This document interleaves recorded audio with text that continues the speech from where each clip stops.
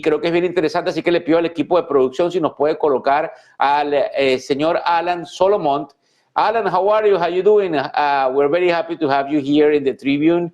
Well, thank you. And obviously, thank you. And obviously, when anybody asks people here in the United States right now, how are you? They typically will say, I'm fine under the circumstances. Perfect. And I want to have a very, let's put a high scale debate, if possible, or conversation, because obviously you understand a lot of things that are happening here in the US.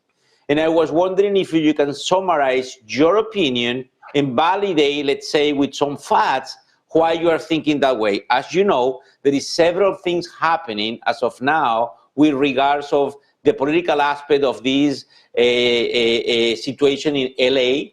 And not only that, is some sort of the attitude that the government have in the US to try to enforce the law. And so now they are accusing that they've been too tough and that actually they are breaking the law. I want your opinion, Mr. Ambassador, and definitely I want to see how we can have something very good for our audience. And thank you for coming, by the way. Well, it's my pleasure, and thank you for having me.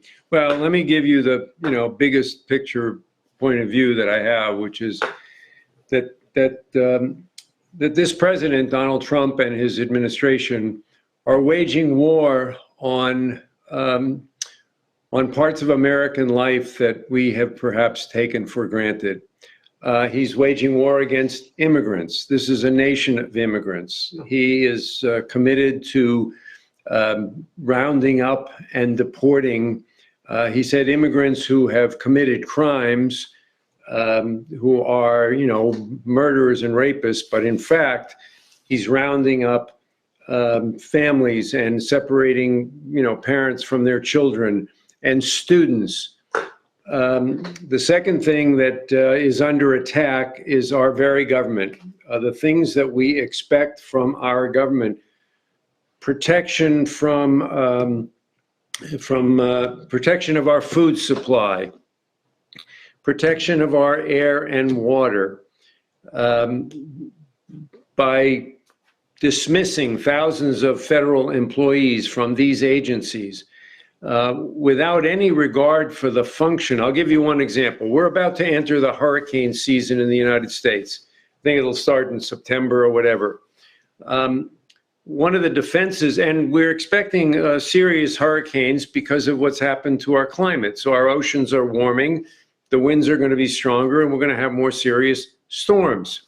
Ordinarily, we have an agency, the National Weather Service, that helps predict where, when storms are going to take place and where they're going to take place.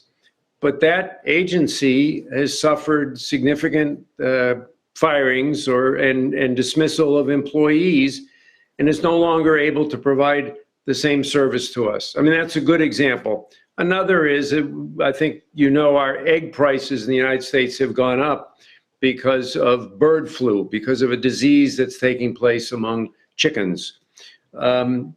We have reduced the number of employees whose job it is to protect America's food supply, who are out there inspecting and keeping salmonella, keeping infected eggs off the market. By the way, in addition to creating a health problem, it's also creating an increase in prices. Something that I think is particularly relevant to our conversation is the attack on America's place in the world. When I served as the United States ambassador from 2009 to 2013, we were considered the indispensable nation. Barack Obama said, "The problems of the world are too big to be solved by America alone, but no big problem is going to be solved without America." All of the important national challenges that I was charged with worrying about, climate, transnational terrorism, nuclear proliferation, these are all global problems. They're not national problems. They require global solutions. And they require alliances between the United States and our allies in dealing with these global challenges together, even with those with whom we differ. So as an example, we were all concerned about Iran's nuclear program. When I arrived in Madrid, one of my charges was to encourage the Spanish government to join the embargo of Iranian oil, and Spain got 14% of their oil from Iran, but to join the embargo of Iranian oil in order to try to encourage, if not to push, Iran to the negotiating table to negotiate a limit on their nuclear program. It was successful. We got an international coalition, including China and Russia, the United States, the European Union, I think Germany, I think it was 5+1. And we negotiated an agreement to halt Iran's march towards a nuclear weapon. It wasn't a perfect agreement, but it was stronger than anything we had before and that we've had since. And in fact, this administration is now trying to negotiate something very similar. That agreement was the product of international cooperation, and with among our allies and with those with whom we are differ. I know that we've created a great deal of uncertainty, and if not insecurity, among our allies about whether the United States will be there to support them. And I guess we're seeing that play itself out in the war in Ukraine. And there are some sort of collateral benefits to all of this. I know European countries are looking at the amount of money they spend on defense, and making commitments to increase that. And that's something I think we've encouraged for a long time.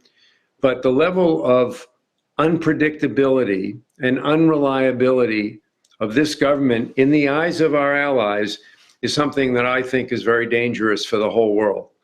I hear you clearly, and obviously, you know, in order to make a more interactive way, I'm going to explain the audience quickly in Espanol, in 10 seconds, 20 seconds, what you say. So I'm going to change to Espanol. Sure. But then I want to ask you a few other questions so we can be more interactive. Lo que nos está diciendo el embajador que efectivamente estuvo con ustedes, si nos están viendo en Madrid, es efectivamente todo lo que ellos están percibiendo con respecto a lo dramático que ha sido algunos cambios del presidente Obama, el ataque que él nos está diciendo que hay contra los estudiantes, todo lo que se podría percibir con respecto a la parte climática, donde efectivamente hay algunos recortes, como él dice, en el departamento de lo que es el weather aquí en los Estados Unidos, el tiempo, además de indudablemente las vicisitudes que hay con respecto a los gobiernos internacionales. E inclusive tocó un tema muy importante que tiene que ver con Irán y con todo lo que la administración Obama, donde el embajador estuvo involucrado, hicieron para, durante el periodo en el cual estuvo, tratar de llegar a un acuerdo. La pregunta que le tengo que hacer, obviamente se la voy a cometer a ustedes primero en español, es que todos somos americanos, incluyéndome a mí, y efectivamente cualquier administración tiene una cantidad de problemas. Me gustaría escuchar si hay algo positivo que está haciendo la administración que podamos sacar conclusiones. Mr. Ambassador, we hear you clearly, and as I told you, I want to have this more interactive because of the level of information that is happening within the program. As you know, this is the closing time of the Wall Street. Everything is happening as we speak. The actually oil is keep going up because there is rumors, not confirmed, that there is something happening in the Middle East as we speak, because perhaps Netanyahu might be willing and able and ready to deploy some sort of punishment into the enrichment of uranium from Iran. But my question to you is this. It's more simple. I believe on empathy. We have different point of view. To be completely transparent with you, I'm an American. I live and I've been here for 26 years, so I'm a naturalized American. My kids born and were raised here and went to universities in the US. And obviously your perception, as any other people that is different than whoever is in the current government, is all the bad things that the administration is doing. There is anything, in your opinion, that the administration, Trump administration 2.0, is doing in a good way, that you think that even though you tell me those very important things are bad, but those things are something that we need? Can you name any, in your opinion, so we can have a little bit of a more constructive of what's going on? And I'm asking you that because at the end of the day, Mr. Ambassador, you and I are American, so the perception that we have outside the world is a kind of an animosity, whether Obama was in power, or Trump, or Biden, or President Bush, or Bill Clinton. So at the end of the day, we're all American, and I want to hear from you, what do you think are the things that the administration might be doing correctly, so we can debate more in the incorrectly thing that you are completely right in your opinion, but let's try to focus more on the correct thing in your opinion, please. Okay. Thank you. Fair enough. I'll point to a couple of problems that this administration is addressing that I think need to be dealt with. I have to tell you that I don't agree with the ways in which they are being dealt with. So one of the issues is in the matter of trade, especially with China. I think we thought some years ago that if we admitted China to the WTO and we brought China into the global economy, that China would begin to operate more like us, that their economy would liberalize, they would have greater respect for markets, for intellectual property. In fact, we are becoming more like China in terms of discouraging investment in this country, becoming more protectionist. And, okay. But it is a problem. It is a problem. I know I've talked to business people, Spanish business people who have, looked to China to bring their products and found, for instance, that their intellectual property was taken. I remember talking to renewable energy companies that had decided to invest in China because of the size of the market. They went there and they began, and then they found out that their intellectual properties were being ripped off by the Chinese, and their investment opportunities were diminishing. So I think that the issue of addressing our relationship with China is an important thing. I think we no longer live in a unipolar world. We have two major economies that are competing, and we want the competition is good. We want some cooperation, but I think the Trump administration, in making our relationship with China a priority, is a good thing. Are they going about it in the right way? Well, by imposing the level of tariffs that were initially proposed, essentially eliminated trade with China. Now, I know we've backed off and we've imposed 30% tariffs on Chinese products, and they've imposed 10% tax on our products. I can tell you that as U.S. businesses began to stock up for the fall, the autumn, back to school sales, while our retail industries would ordinarily be receiving products, and our ports would be buzzing with container ships, the level of traffic at our ports has diminished significantly, and we run the risk of having empty shelves come this fall. That's going to raise prices for consumers. It's going to slow the economy. It's going to put us at risk for both inflation and slower economic growth. But I did acknowledge that I think, the issue of our relationship with China is an important one. I do think that that we have rethought some of our beliefs about trade. When I was again in Spain, we were trying to negotiate something called the TTIP, the Transatlantic Trade and Investment Policy, in order to create free trade between the European Union and the United States, which I still think actually is a very good thing. But I do think we have come to the belief that some of our trade relationships are too one-sided, and we're losing some advantage to countries where the wage levels are lower and the environmental standards are lower. And so I think we need to equalize some of our trade policy. That's one area where I think Mr. Ambassador, I want to ask you something, because obviously I'm very glad that we should talk about is immigration, which is also something we needed to address. Go ahead. And I want to ask you something, because as you can tell, yesterday I was speaking with an advisor close to President Obama, Juan Verde.